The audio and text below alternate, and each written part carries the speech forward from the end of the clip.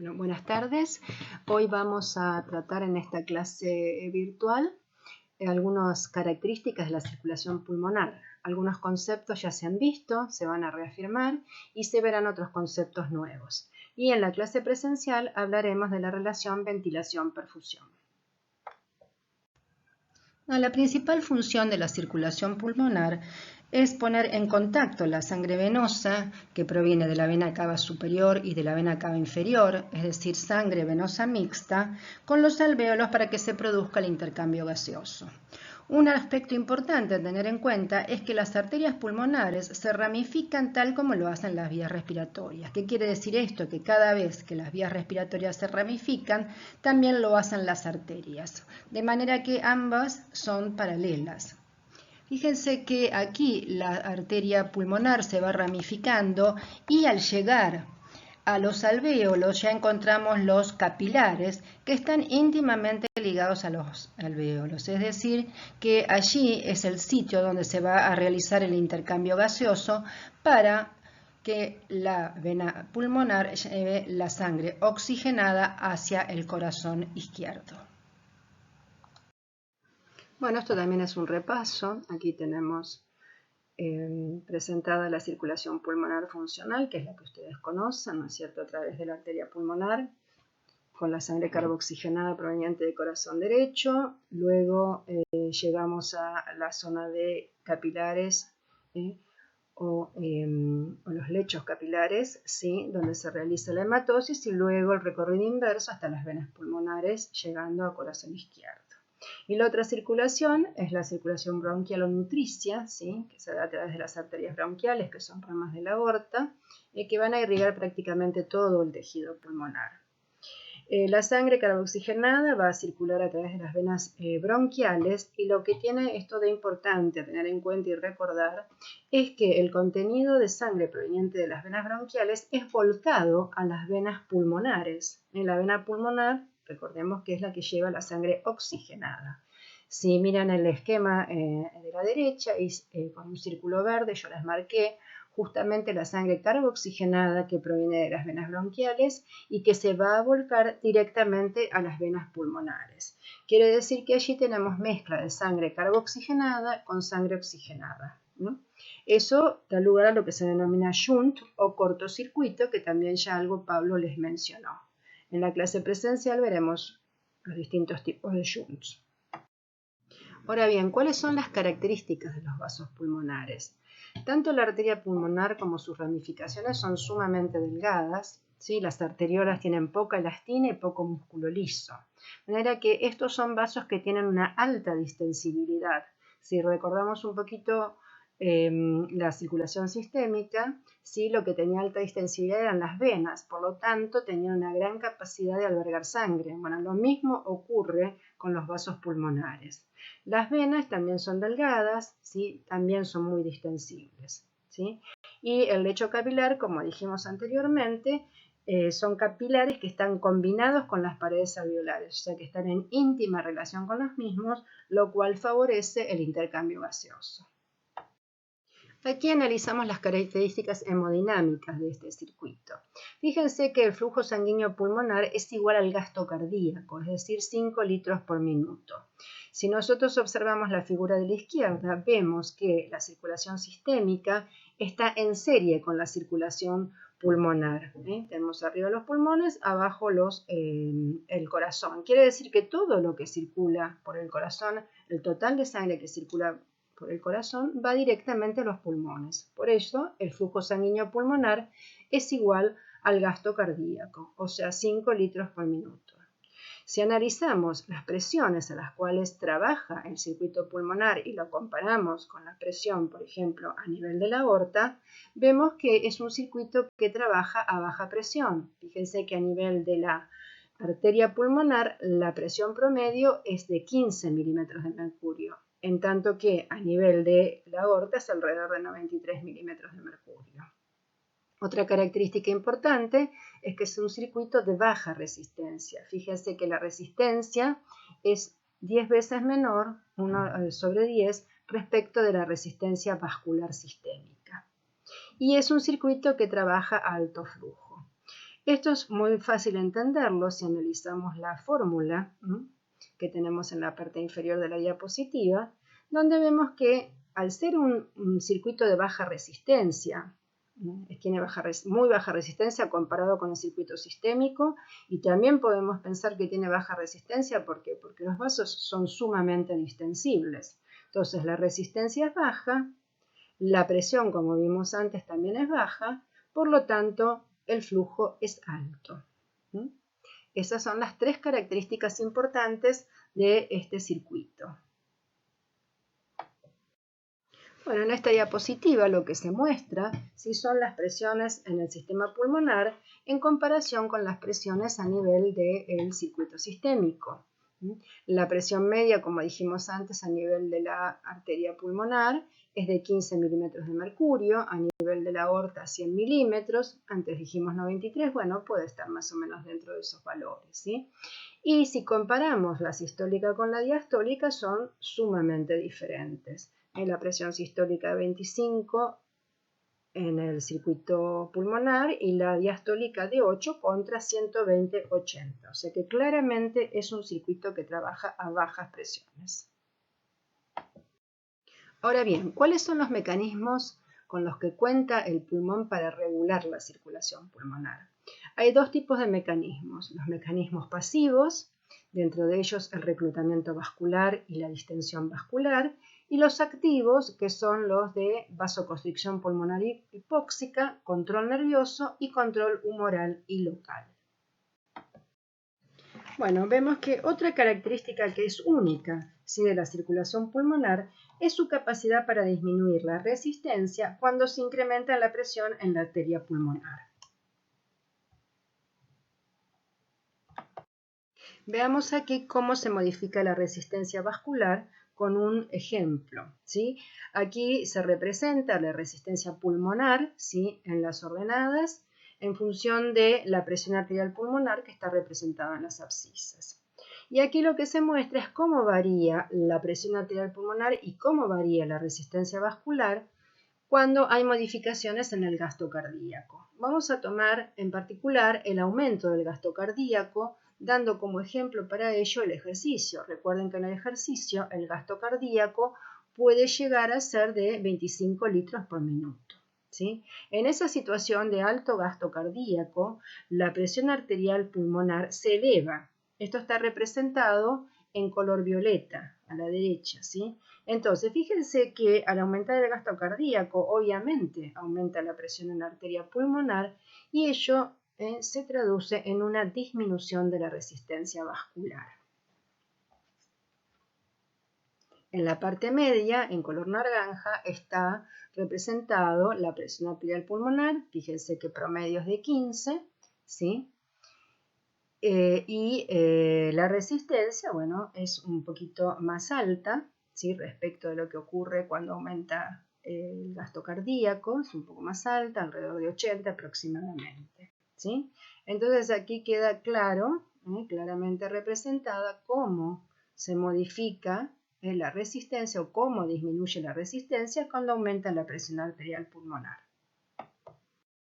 Ahora bien, nos preguntamos, ¿por qué disminuye la resistencia vascular pulmonar, ¿sí?, cuando aumenta la presión en la arteria pulmonar? Esto ocurre por dos mecanismos. Uno de ellos es el reclutamiento y el otro es la distensión. Fíjense en esta figura, a la izquierda tenemos representado la situación en la cual se encuentran los capilares, ¿sí?, algunos cerrados, otros un poquito abiertos, ¿sí? Entonces, ¿qué es lo que ocurre cuando aumenta, por ejemplo, el gasto cardíaco, como sería el caso del ejercicio? Lo primero que ocurre, el primer mecanismo es el de reclutamiento capilar, que es el que está representado en la parte media. Entonces dijimos que en principio, en circunstancias normales, algunos capilares están parcialmente o completamente cerrados, ¿sí? Esto se da fundamentalmente en la parte superior de los pulmones, ¿sí?, ya que en esta zona hay una baja presión de perfusión. A medida que el flujo sanguíneo aumenta, la presión se va elevando y los vasos que están cerrados van a disminuir su resistencia global. Se ve bien en la parte media. Fíjense que algunos vasos, los vasos que estaban cerrados, comienzan a abrirse y ya allí comienza a disminuir la resistencia, ¿sí? Bueno, ¿qué pasa después? El segundo mecanismo que se da como consecuencia del aumento de la perfusión, de la presión de perfusión, es la distensión capilar. ¿Y qué es la distensión capilar? El ensanchamiento de los segmentos vasculares individuales. Ahí se ve bien cómo se ensancharon, ¿sí?, los capilares, ¿sí? Y esto se da ¿por qué? Porque los capilares son sumamente delgados y sumamente distensibles, con lo cual la resistencia baja aún más. Bueno, esto es lo mismo, nada más que está representado el gráfico que ya les mostré, ¿sí? Y abajo está representado los fenómenos, ¿sí?, de reclutamiento y distensión que se dan justamente cuando la presión en la arteria pulmonar, ¿sí?, comienza a elevarse. Bueno, ¿qué importancia tienen estos dos fenómenos de los cuales hablamos, reclutamiento y distensibilidad? Uno es facilitar el intercambio gaseoso, por ejemplo, que necesitamos en el caso del ejercicio. Siempre hablamos del caso del ejercicio, que es el más ilustrativo, ¿no? Entonces, en este caso, cuando hay reclutamiento y distensibilidad, lo que aumenta es el área de superficie capilar. Recuerden, esto lo vimos en hemodinamia, que cuando aumenta el área de superficie capilar, ¿sí?, lo que ocurre es que se facilita el intercambio de gases. O sea, se facilita la difusión de oxígeno hacia adentro del alvéolo y la del dióxido hacia afuera, ¿sí?, de la sangre capilar pulmonar. Entonces, esto es algo importante. Repásenlo de hemodinamia porque allí hablamos la importancia de aumentar el área de superficie capilar. Y otra cosa que es importante es que previene también o protege de un posible edema, es decir, de una acumulación anómala de líquidos, ¿sí? Si los líquidos se acumulan dentro del alvéolo, van a impedir un normal intercambio gaseoso. En el caso del ejercicio, ¿sí?, donde el gasto cardíaco llega a 25 litros por minuto, ¿sí?, la disminución de la resistencia vascular minimiza la carga en el lado derecho del corazón, ¿sí?, y también mantienen baja la presión capilar. Al mantener baja la presión en el capilar, se previene o prevenimos que el exceso de líquidos puedan filtrarse por los capilares pulmonares e invadir de esa manera los alvéolos. Entonces, estos dos fenómenos protegen de ese posible edema. Bien, ahora pasamos a describir los mecanismos activos.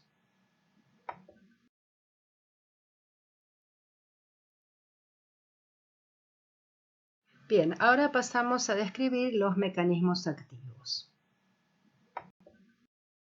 Aquí se describe uno de los mecanismos activos, que es uno de los más importantes descritos en este sentido, donde vemos que un descenso de la presión de oxígeno en los alvéolos, es decir, una hipoxia alveolar, provoca vasoconstricción pulmonar. Aquí se ilustra entonces cómo la hipoxia alveolar provoca vasoconstricción y ello se traduce en una distribución o una redistribución del flujo sanguíneo, ¿sí? También se ha estudiado la participación o las variaciones de la presión de dióxido de pH, o sea, se ha descrito que un aumento en la presión de dióxido o una disminución del pH también podrían llegar a provocar vasoconstricción, pero esos son hallazgos. Lo que sí está comprobado recientemente es que la hipoxia alveolar produce vasoconstricción. Y también se ha propuesto que en este sentido habría un aumento en la producción de endotelina 1 acompañado de una disminución de óxido nítrico. Recuerden que el óxido nítrico es un vasodilatador muy potente y la endotelina es un vasoconstrictor muy potente. Entonces habría un desbalance a favor de una mayor producción de endotelina 1 por parte de los capilares del endotelio. Bien. Vamos ahora a ver algunos ejemplos. Aquí se ilustra el fenómeno de vasoconstricción hipóxica. Fíjense que en este dibujo En el alvéolo que está a la derecha, ¿sí? Allí se puede producir, por ejemplo, una obstrucción bronquial, ¿sí? Por acúmulo de moco o alguna otra razón que se produzca una obstrucción bronquial, ¿sí? Y eso va a provocar, ¿sí? Que este alvéolo entonces sufra hipoxia. Fíjense que el tamaño del alvéolo es más chiquito que el otro, ¿sí?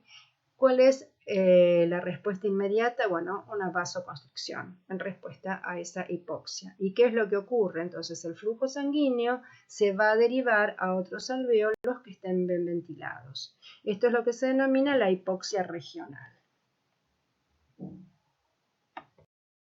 Bueno, aquí tenemos representada lo que se denomina hipoxia generalizada, ¿sí? Esta hipoxia generalizada ocurre, por ejemplo, en individuos que están en altitudes elevadas o en individuos con enfisema y con asma. ¿Cuál es el fenómeno que aparece aquí? Bueno, la hipoxia generalizada, que es más complicada que la anterior, cursa con una vasoconstricción a lo largo de ambos pulmones, ¿sí? Y esto lo que hace es provocar un aumento significativo de la resistencia y de la presión arterial pulmonar, que es lo que está ahí representado como HTAP, es hipertensión arterial pulmonar, ¿sí? Entonces fíjense que la hipoxia se presenta prácticamente en los dos pulmones y esto provoca esta hipertensión.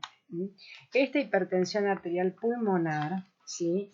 Es muy importante que la tengan en cuenta. ¿Por qué? Porque esto va a impactar, ¿sí? Va a impactar en la carga de las cavidades derechas del corazón, ¿sí? Produce un aumento sustancial en la carga de trabajo de las cavidades derechas del corazón, ¿sí?